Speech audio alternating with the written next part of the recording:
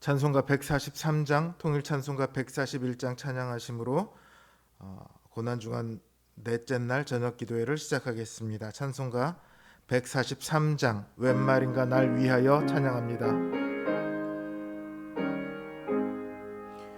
웬 말인가 날 위하여 주 돌아가셨나 이 벌레가 든 날 위해 그네 받으셨나 내 지은 죄 다 지시고 못 박히셨으니 웬일인가 웬 은혜인가 그 사랑 크셔라 주 십자가 못 박힐 때 그 애도 잃고 그 밝은 빛 가리워서 캄캄게 되었네 나 십자가 대할 때에 그 일이 고마워 내 얼굴 감히 못 들고 눈물을 흘리도다 늘 울어도 눈물로써 못 갚을 줄 알아 몸밖에 드릴 거 없어 이 몸 바칩니다. 아멘. 151장 통일 찬송가 138장 찬양하겠습니다. 151장 만왕의 왕 내 주께서 찬양합니다.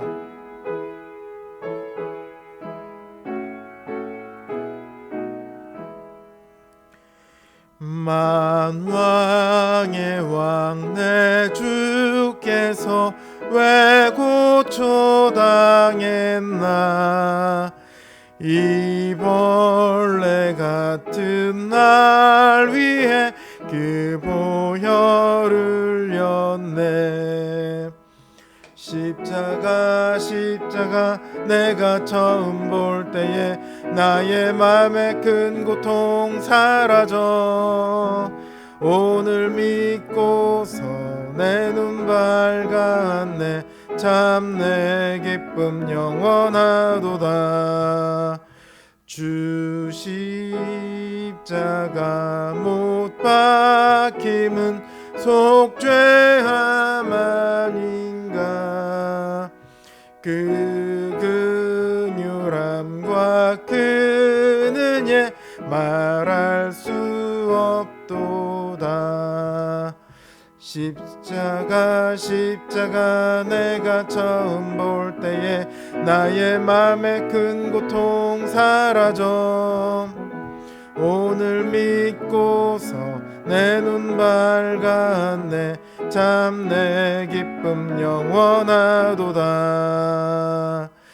늘 울어도 그 큰 은혜 다 갚을 수 없네 나 주님께 몸 바쳐서 주의 이름 쓰리 십자가 내가 처음 볼 때에 나의 맘에 큰 고통 사라져 오늘 믿고서 내 눈 밝았네. 참 내 기쁨 영원하도다.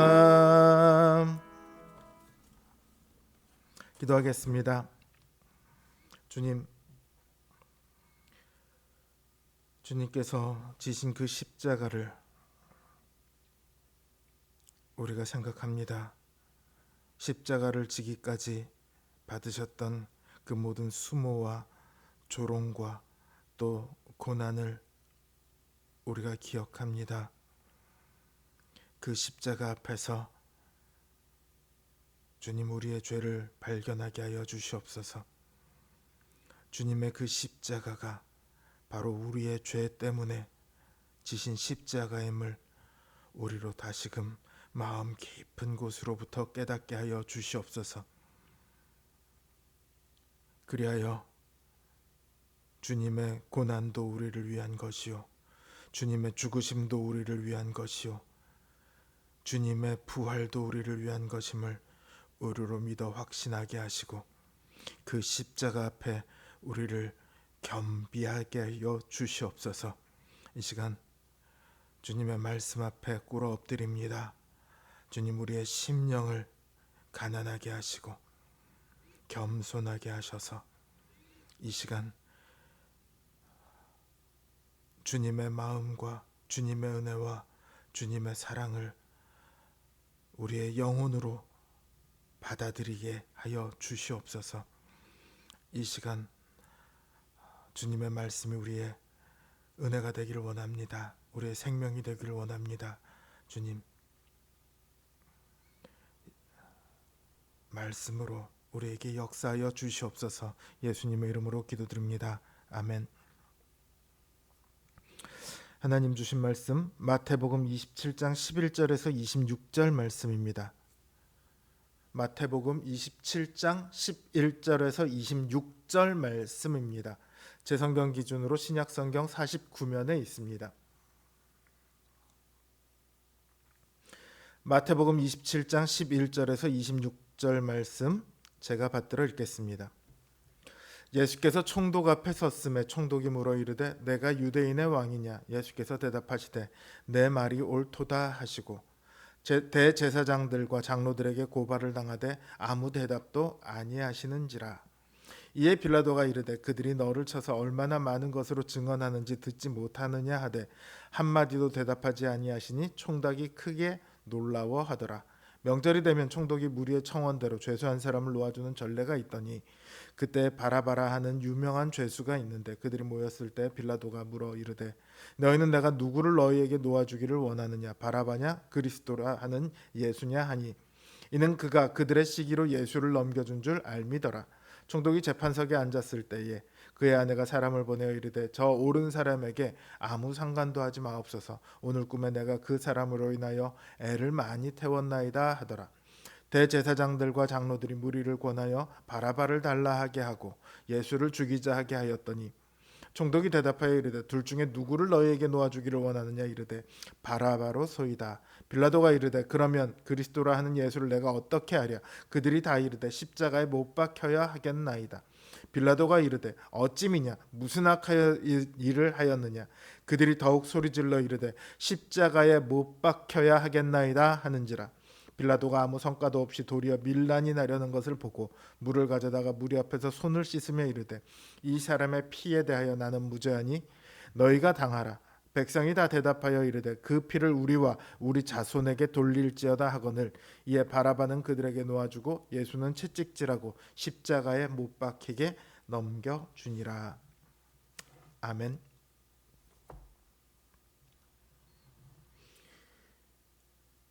뮤지컬 중에 영웅이라는 뮤지컬이 있습니다.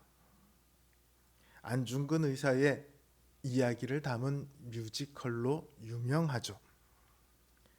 그 뮤지컬 영웅 중에 누가 죄인인가라는 노래가 나옵니다. 대한의 국모 명성황후를 시해한 죄, 대한의 황제를 폭력으로 패배시킨 죄 등등 해서 쭉 그 죄들을 나열해 갑니다. 그런데 그 죄 중간중간에 안중근 우덕순, 조도선, 유동하에 대한 일제의 유죄 선고가 삽입되어 있습니다. 죄를 지은 것은 일제인데 죄인이라 심판하는 것도 일제죠. 죄인들이 의인을 심판하는 부조리함을 이 노래 한 편이 고스란히 까발리고 있습니다. 예수님께서 신문당하는 장면을 보면서 뮤지컬 영웅이 떠오른 것은 당연한 일일 것입니다. 왜냐하면 예수님 역시 죄인들에게 의인이 심판을 받으셨거든요. 대제사장들과 장로들이 예수님을 고발합니다. 빌라도는 예수님을 신문합니다. 그 앞에 예수님은 묶인 채로 서 있습니다.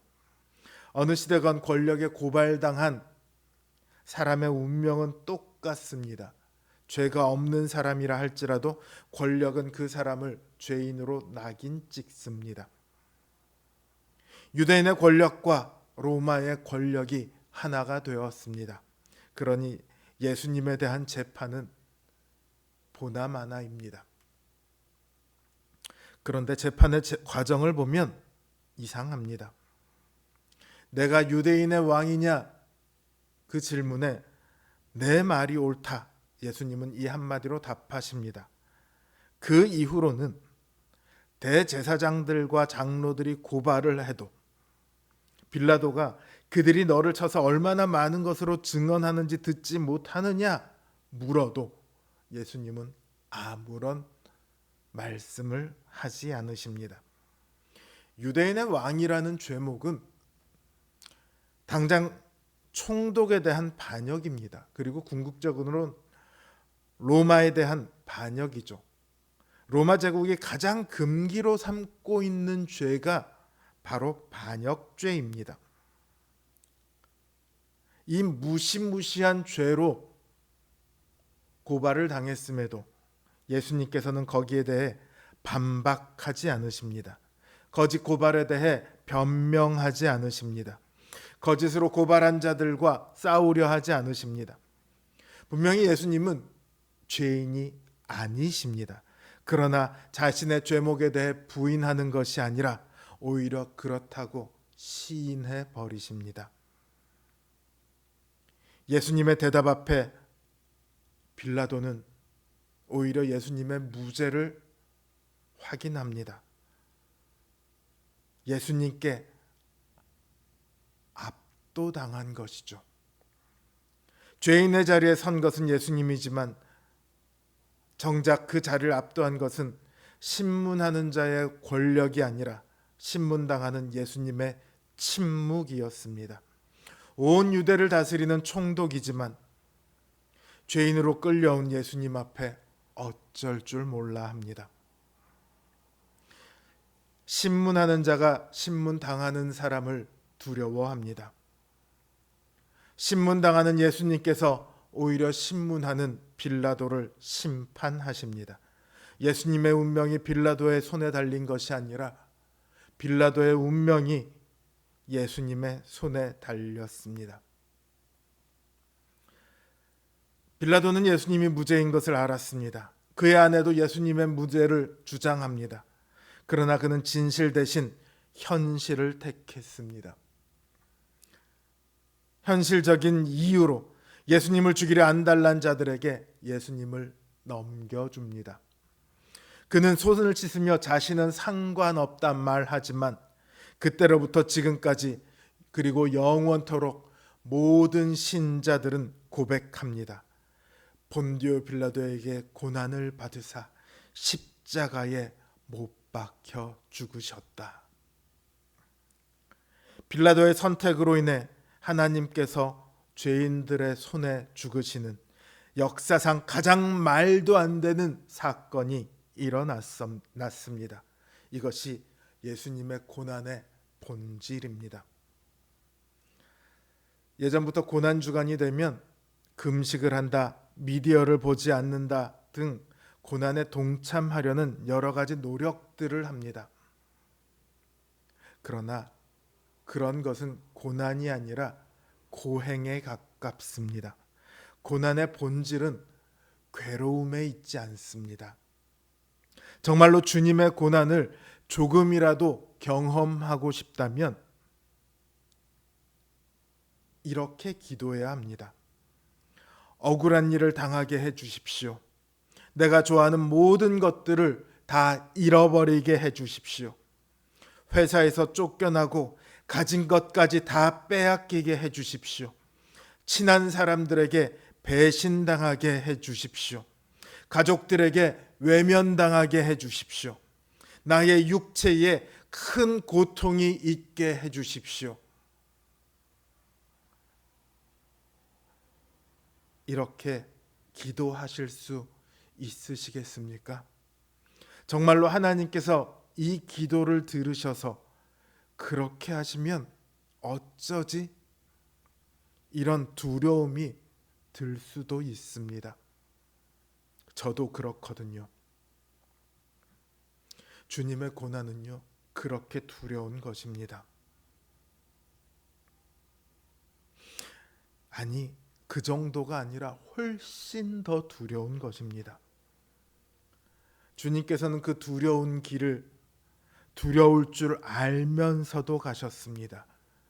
죄인이셨기 때문이 아니라 이 땅에서 유일하게 죄인이 아니셨기 때문입니다. 다른 죄인들의 죄를 짊어질 수 있는 자격을 갖춘 유일한 분이셨기에 그 고난을 고난인 줄 알면서도 그 두려움 속으로 걸어가셨습니다. 죄인인 그들이 죄인이 아닌 예수님을 심판했지만 이후로는 예수님께서 모든 죄인들을 심판하실 것입니다. 따라서 누가 죄인인가라는 질문은 이제 빌라도의 법정이 아니라 우리를 향합니다. 무죄한 예수님께서 죄인들의 손에 죽으셨던 바로 그 십자가 앞에서 우리의 운명이 결정됩니다. 스스로 죄인이라 고백하는 사람들은 죄인이 아니라는 용서를 얻게 됩니다. 그러나 스스로 죄인이 아니라 부인하는 사람들은 죄인이라는 심판의 낙인을 얻게 될 것입니다. 여러분의 답은 무엇입니까? 죄인의 침묵과 통곡입니까? 아니면 죄를 부인하는 항변과 현실적 변명들입니까?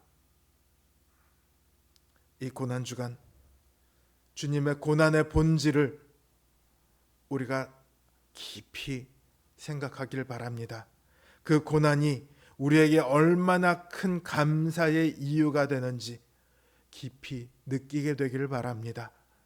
주님의 고난 앞에 감사와 찬양을 올려드리는 우리 성도님들 되시길 주님의 이름으로 기원합니다. 이제 주신 말씀 생각하며 그리고 주님의 십자가 앞에서 그 고난을 생각하며 이 시간 함께 기도하겠습니다.